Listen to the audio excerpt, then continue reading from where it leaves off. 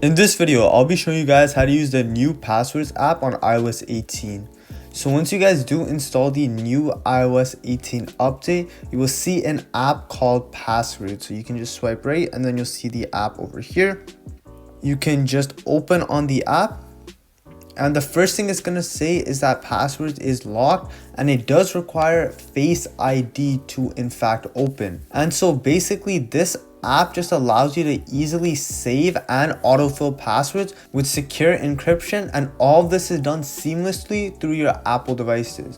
So essentially what you guys are going to do is just click on continue here, and then it'll say turn on autofill. You can just click on turn on here, click turn on. And now you'll be prompted to turn on notifications, which you can do as well. So you can just click continue and then click here.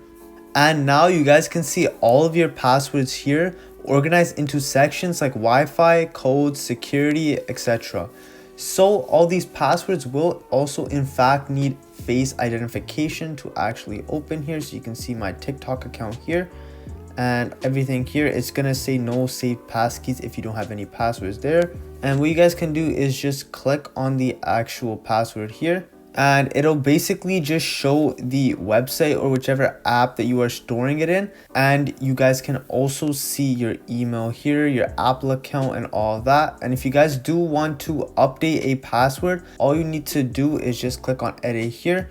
And then obviously if you have a passcode, you can just edit it from there. If you guys want to add a new password, all you need to do is simply click on the plus icon right at the bottom here.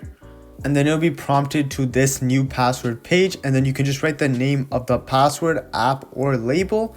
And obviously, so for example, if I just do something like YouTube, for example, and then obviously you put your user, you put your password, and then you can also put notes as well, and it'll give you a suggested password too if you guys want that.